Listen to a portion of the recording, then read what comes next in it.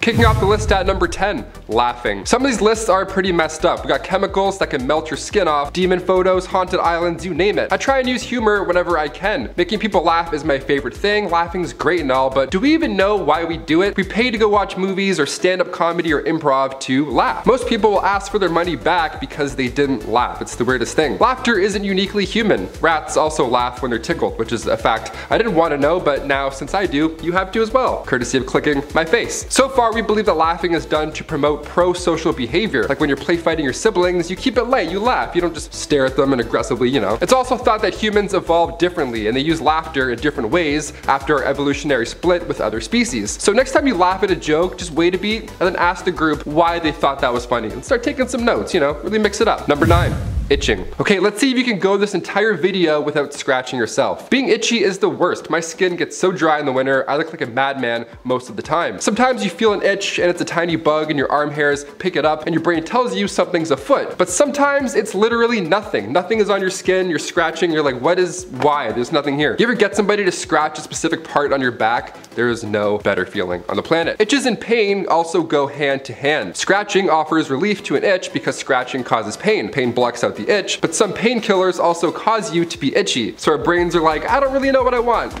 We don't know yet. I'm itching to know the real purpose here. It sounds like we've barely scratched the surface. Yeah, I have like 4 more. Number 8, hiccups. Hiccups are the absolute worst. Not only are they wildly uncomfortable, but they're also annoying. Even if you're by yourself and you get the hiccups, you still get embarrassed. You're like, oh, I hope no one can hear me. This is horrible. But why do we do this? How do we cure them? Make it stop, please. The way we handle hiccups still feels like the Middle Ages. It's almost like it's a joke. It's like, yeah, hold your breath, maybe drink water upside down. Can I try scaring you? Maybe that'll work. Like, what? The only treatments for severe cases involve sedation and nerve stimulation. Nothing you can do nor want to do in the middle of math class. You just gotta deal with it. These involuntary diaphragm contractions cause your vocal cords to close and open briefly, which results in you sounding like a complete idiot. Like, sorry, we're good. Number 7, yawning. You ever yawn and then a little saliva shoots out of your mouth? Like you're a snake, like you're a sneaky snake all of a sudden? That's called gleeking. They'll catch you off guard. It's a little weird, but that's just your salivary glands doing their thing. The actual yawn itself, we don't totally understand to this day. We yawn when we're tired, but we also yawn the moment we wake up. What's going on up here? Also, why does seeing somebody else yawn make you want to yawn? Skydivers say they often yawn right before jumping, so it doesn't belong to the I'm tired category. Know what I'm saying? The purpose of a yawn remains a mystery. We used to think that yawning was our way of taking in large amounts of air to increase oxygen in our blood. But after a number of experiments done in 1987, that hypothesis was thrown aside. Also, I kept track of how many times I yawned while reading about this thing. 4 times. 4 times while typing this, I yawned. The brain's weird. Number 6, immortal jellyfish. Creatures like the immortal jellyfish could be the key to advancing human life. Some people want to be Spider-Man. I would take immortality any day. It was said over 4,000 years ago to Gilgamesh that the secret to immortality lies in the coral reef on the ocean floor. And come 1988, German marine biologist Christian Sommer found it. It wasn't the trident of Poseidon, but instead, off the cliffs of Portofino, he discovered Turritopsis dohrnii, aka the immortal jellyfish. This is the Benjamin Button of the sea, okay? This guy was studying this creature and it literally started to age backwards in front of him. It was reversing the life cycle in front of his very eyes. They start off in their larval form, mature into polyps, which bud off into these tiny jellyfish. That's their life cycle. A jellyfish is usually the end of the life cycle. So one species of jellyfish has somehow changed that entire cycle, the immortal jellyfish, which is smaller than your fingernail, by the way, which I'll explain. It just shrinks itself over and over. It reabsorbs its tentacles, then having lost the ability to swim now, it sinks back to the ocean floor and then begins as a blob all over again. And for the next 40 hours, the blob develops into a new polyp, and then its cycle starts back over and over, and then this thing just comes and dies and gets smaller and comes back again. Can we do this? I kind of don't want to, but I kind of do. Number 5, blue whales. The largest animal to ever live on Earth, coming in at around 330,000 pounds, give or take. The blue whale is hard to miss, but even so, scientists have found it incredibly difficult to observe/describe their sex life. Blue whales usually travel solo, but come late July, early August, they begin to pair up. They don't just mate on the spot and then, you know, Bob's your uncle. Blue whales almost date for a while. Richard Sears, marine researcher, says that they'll travel for weeks, with mating not being a foregone conclusion. We still have no idea how females choose a mate, mate also. Sometimes another male will just join in, and then they'll almost race each other in the water to see who's the fastest. That's definitely an option. There's also another theory that blue whale vocalizations have some sort of reproductive function. So you gotta spit that game, even in the ocean. Number 4, hammerhead sharks. We haven't acknowledged how insane hammerhead sharks look. I mean, like, really look at this thing. Why is its head a hammer? They look like sea vacuums. This is insane. There are 9 species of hammerhead sharks. Their name coming from the Greek word of hammer, sphaima. Most sharks have a pointed head, right? They're aerodynamic, but not this guy. Dude's poking his eyes out all day long. Also, in case you're wondering, when they're born, their heads are round. They have to mature into their hammer eyes situation. That must be a pretty wild time. Imagine your eyes just slowly drifting apart as you grow up. Like a sloth, I'd be so concerned. They're also one of the only creatures in the animal kingdom that can get a tan from sun exposure. Hashtag tan lines. The most compelling theory so far about the hammerhead shark is that it evolved to increase its electrosensory area. Kind of like how my neck evolved to let me see over people at concerts. Nature finds a way. Number 3, homing. This one I've wondered since I was a wee young lad. You see birds flying overhead, they're in a flying V, they're heading south for the winter. The approaching cold weather motivates them, but really it's the food supply around them that determines when moving day really is. That's pretty normal in the animal world. That's natural instincts. But we still can't figure out homing exactly. See, homing is the ability to, well, navigate home, all the while traveling through unfamiliar landscapes. Homing pigeons were used in both world wars, with several being awarded medals for their service. A pigeon got a medal. Oh, its poor neck, it would have been so heavy. Little different than the pigeons we have in our city today. They're just fat and covered in mayonnaise. We still don't know exactly how homing pigeons navigate these 1,000-mile trips. If you have ornithophobia, odds are it's probably because of a pigeon. They're always watching. Number 2, deja vu. There's a couple theories for this one, so let's just dive in. The hologram theory is fun. Basically, it's that our memories are stored in the brain like holograms, literally like the movie Inside Out. And that's pretty close. Just these pockets of information that are floating in our subconscious, and just one small fragment is needed to remember an entire event. Just like a keyword that unlocks memory. Sometimes this sneaks up on you when you're experiencing something entirely new. You may see something or smell something that feels familiar, and that's when the "have I done this before" feeling comes out. You fail to recognize the trigger word that spawns that sense of familiarity, but deep down your brain still knows, leaving you feeling like you're having a premonition and all your friends are in danger. You're like, I think this has happened before, nobody move. There's also divided attention theory. This happens when all of our attention is on one specific thing. Maybe you're at a Beyonce concert and you're like, wow, she's 40, can you believe that? Your focus is on the stage, but your brain is subliminally processing your surroundings and the girl dancing offbeat in the next section. So later on after the show, she's on the same train as you heading home, but you don't realize it. You have this sense of familiarity, but you don't know why. It's because offbeat Becky was triggered in your brain sitting over here. We still haven't figured out deja vu entirely. Like I said, these are just theories. Deja vu is so weird. Honestly, I think I'm getting it right now. I feel like you're about to hit the thumbs up. I don't know, maybe I'm wrong.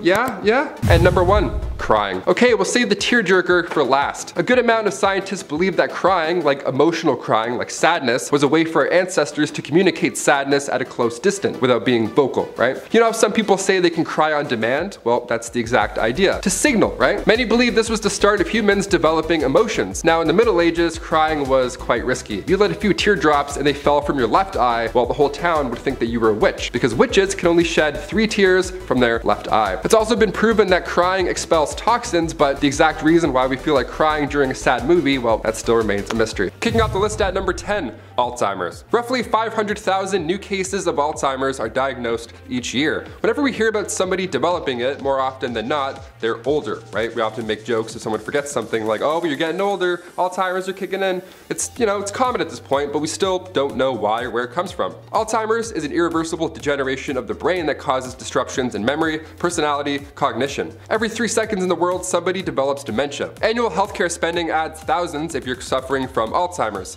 and more than 16 million Americans are providing unpaid care for somebody with Alzheimer's right now. It's the 5th leading cause of death for those 65 and older. There's early onset and late onset Alzheimer's. There's 2 categories. There's no cure for either. Scientists are still trying to figure out what causes the disease, but so far, a leading theory is that Alzheimer's is caused by a pileup of these proteins called amyloids, which harm the brain. This is a theory, but medicine that clears amyloids from the brain aren't doing the trick. Hopefully in a future video we break down the cure to Alzheimer's, but until then, Alzheimer's remains a biological mystery, hence why we're here. Number 9, but why?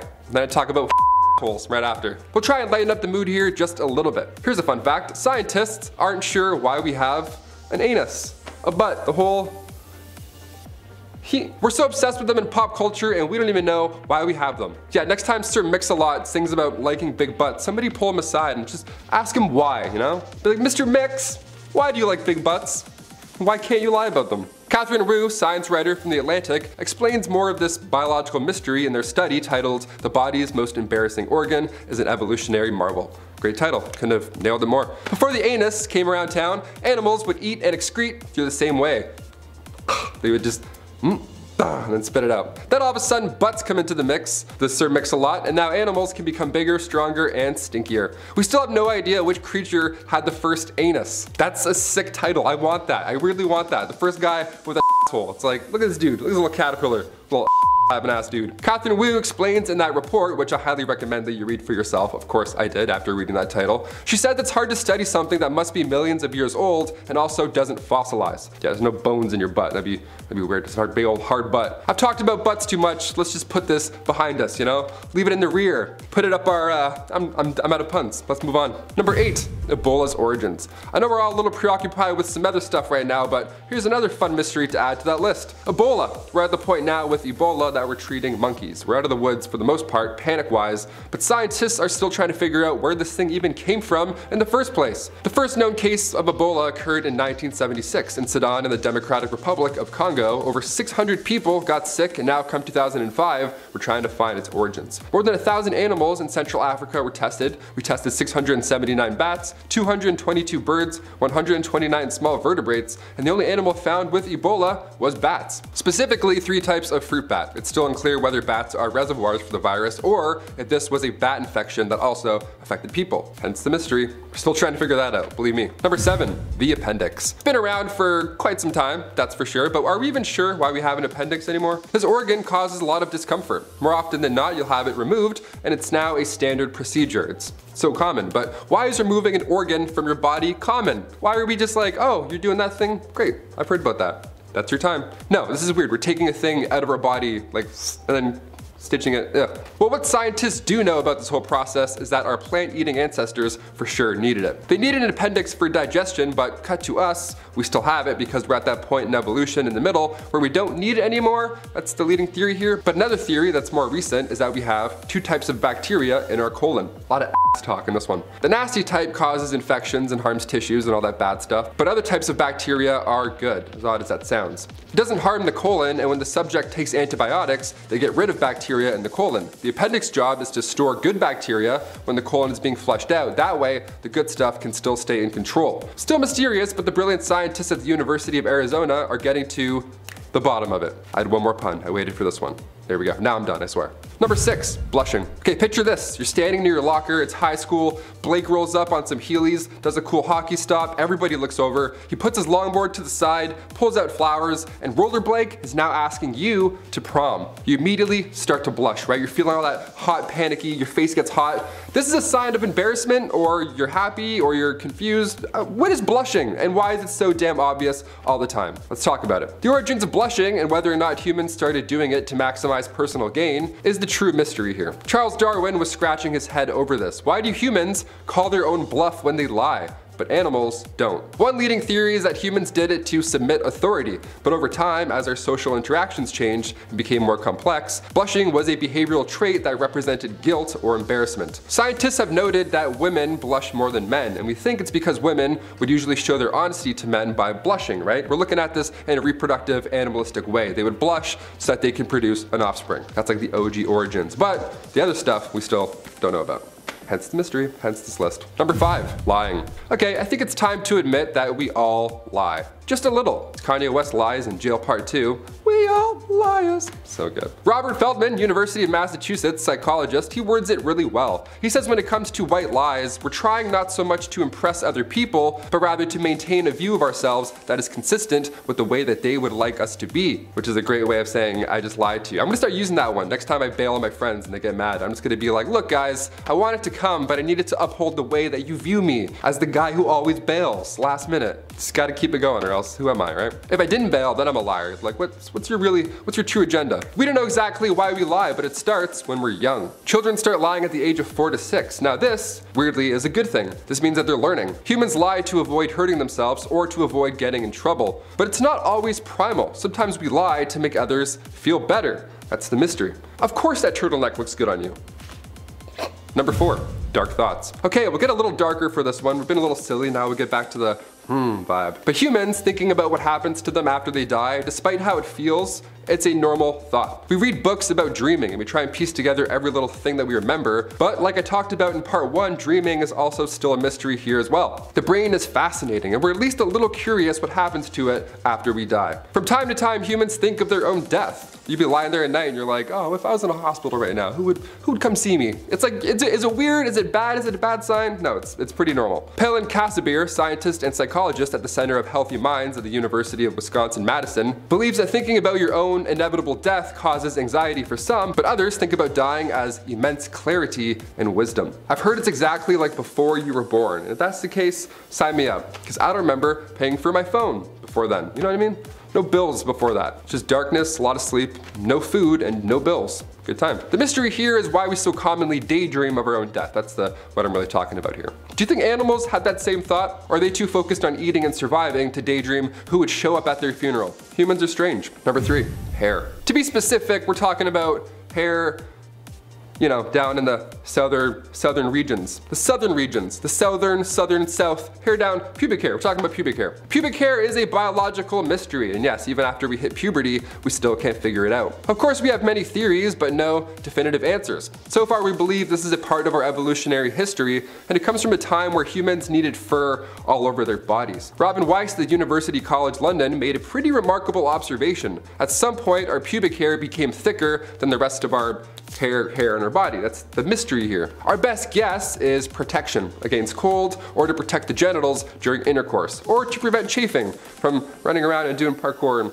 all that stuff. All the normal stuff. Pubic hair, still a mystery. Number 2, the basking shark. Pubic hair and sharks, we got it all. Okay, on part 1 of this list, I went in on hammerhead sharks. A bit too hard, I'll admit, with the goofy eyes. I'm doing it again, I called them goofy. Sorry. If you're a hammerhead shark, my bad. So in part 3, I have to shine the light on another shark, the basking shark. The basking shark translates to large-nosed sea monster, and honestly, yep, pretty much nailed it. They swim through the surface of waters and search for tiny little food, plankton to be specific. Despite how big their mouths are, yeah, they eat plankton. They're just like, and they eat dust. It's crazy. We'll go years without seeing one of these guys, but once we do, we're in luck because more often than not, basking sharks travel in large numbers, found in both the Atlantic and the Pacific. As of 2019, basking sharks were considered endangered. Overfishing, of course, is to blame for that one. The biological mystery here in this one is not her giant mouth, of course, but the fact that the basking shark females only have one functioning ovary, and it's the same every time. It's always the right one. Mystery. Yeah, the big mouth part is not the mystery. You thought, eh? You really thought I was gonna say. No, that's normal. That's just shark stuff. Hashtag just sharky things. And finally, number 1, blood types. A, B, AB, and O. Those are the 4 main blood groups. Each can be Rhd positive and each can be Rhd negative. So there's actually 8 groups in total. O positive is the most common, while AB negative is the most rare. If you're AB negative, congratulations, you're rare and your blood is rare. Now I'm starting to sound like a vampire. When donating blood or receiving it, you need to know which type of blood you need, of course. It's important that you know which type of blood that you need. Different types fight off different infections. Now scientists believe this began around 20 million years ago. Just like the appendix, this mystery kicked off long before us. We don't really know why blood types change among us, and the reason that we're A positive or B negative, like many things in this series, is a biological mystery. Dr. Mohammed Mobayed of Promedica Hematology and Oncology Associates explains on thehealthy.com that natural selection would provide unique blood types to beat specific infections. So if you're ever wondering why our blood type is different even in your family with the same genes, well, get in line. Lots of scientists are still trying to figure this one out. Number 10, fingerprints. Your prints are so unique that Apple trusted them as a security verification. Apple Wallet, Touch ID, that stuff was game changing. Unless you had your thumbprint, you couldn't get into anyone's phone. It was pretty unique. Your thumbprints are unique, but also they're quite mysterious. The biological function of fingerprints, these ridges on our fingertips, is not understood yet. There was one theory about how it improved grip underwater. I myself was like, we used to come from the sea and stuff. We're like Atlanteans, that's why our fingers get that. No, it's been sadly disproven. The only theory we have left is that they help improve our touch perception. But perception is a whole other thing. I'll dive into that later on, as you guessed in this list. Number 9, right or left. 90% of people are right-handed, and we still can't figure out why. Left-handed people, they just can't seem to stop talking about it. Scientists are still unsure how it develops, what purpose it serves, if there's even one in the first place, and why one is much more common than the other. So far, a leading theory has to do with our spinal cord and not actually our brain. Other research done back in the 80s found that our handedness is determined before we're even born. Whichever thumb you just happen to suck on in the womb, boom, that's the one you're stuck with for life. It was also thought that genetic differences between the right and left hemispheres of the brain has something to do with it. They studied gene expression of the spinal cord around the 12th week of pregnancy, and they found that left and right segments control arm and leg movements and all that jazz. But again, since lefties are so rare, we've evolved as a right-handed majority. So if you're a lefty, you're rare. And you know what? You deserve to talk about it. Hit that thumbs up if you're rare. Number 8, walk the line. German scientist Jan Suman discovered that humans, as fascinating as we are, we can't walk in a straight line, sober or not. His test subjects were blindfolded and then told to simply just walk straight for an hour. The subjects all ended up walking in a massive circle, or circles. Some were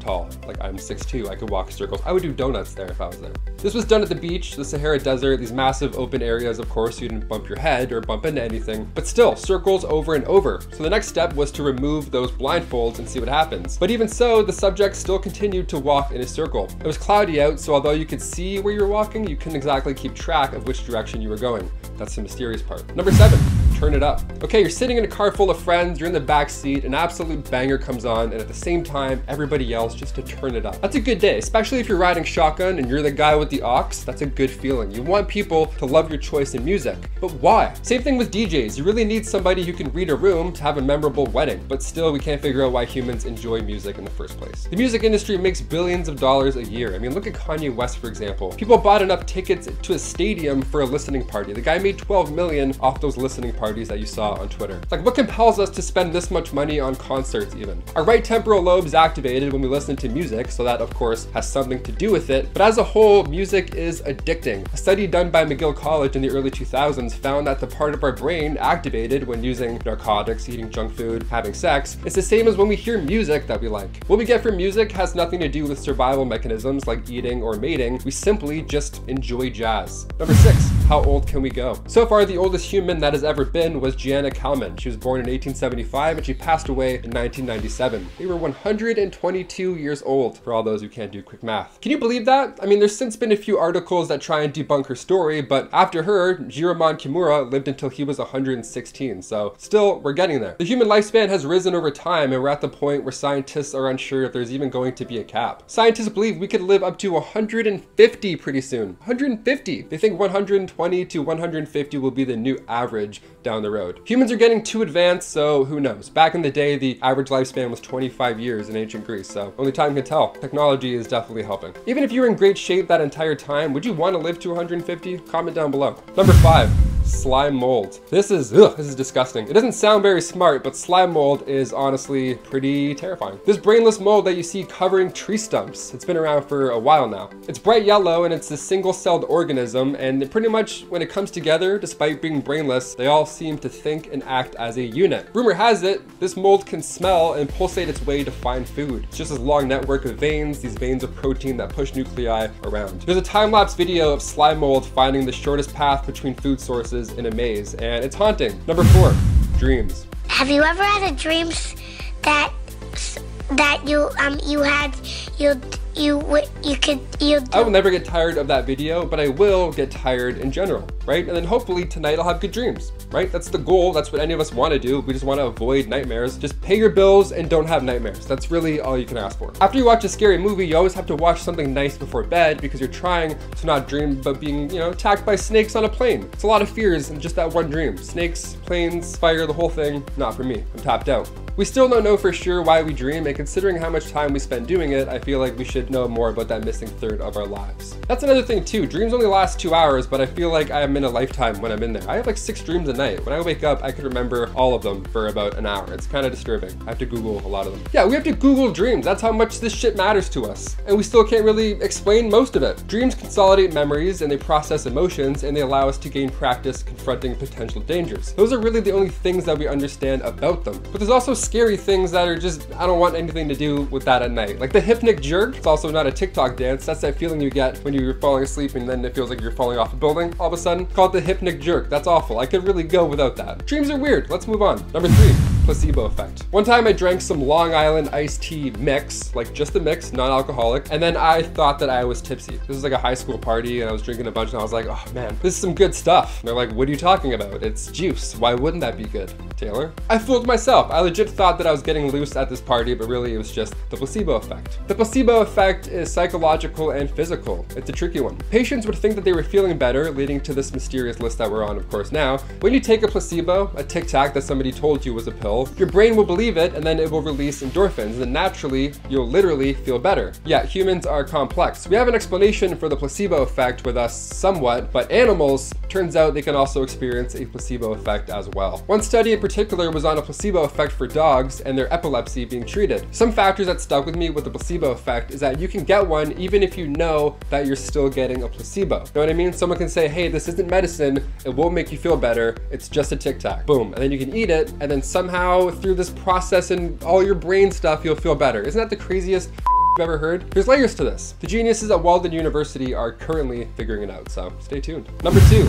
life. Yeah, here's a fun thought. How did life begin? Who are we? What's going on? Why do I have to pay bills now? I was just born, now I exist. The origins of life began billions of years ago. We began as microbes, but how did living, breathing organisms really come about? Some theories are fun, others are disturbing. It's one of those things you really don't want to think about for too long. This whole list actually is. Lightning is theorized to be a main player here in the origins of life. We know that electricity can generate sugars and amino acids in atmospheres made of water, ammonia, methane, hydrogen, all that good stuff like we have on Earth. This was the Miller-Urey experiment from 1953. There's a chance that we came from lightning. Cool. Thor ancestry, we love it. Another theory is that life originated in the deep sea vents. Little Aquaman stuff, okay? Either or, kind of exciting. These hydrothermal vents are chock full of hydrogen-rich molecules. Add a little pressure, literally the surrounding rock can help then form mineral catalysts, supporting ecosystems. We came from the lightning or the sea, I don't know, I'll take it. And finally, number 1, deformed mountain lion. I wanted to end on something really out there, so here we go. In 2015, a hunter from Idaho saw this mountain lion attacking a dog. The hunter shot and killed the mountain lion, which is sad and all, and everything was legal and all that stuff, in case you're wondering. But upon closer inspection, the mountain lion had fully formed fangs growing out the top of its head. Yeah, like something out of a horror movie. This baffled scientists, as it's probably baffling you right now, as it baffled me when I wrote this list. Their best guess is that it's the remains of conjoined twins, and one died in the womb and was later absorbed by the surviving fetus. That, or it's possibly a teratoma tumor. Those can contain hair and fingers and teeth and toenails, just all that fascinating natural stuff. The exact cause is still up in the air. How's that for number 1?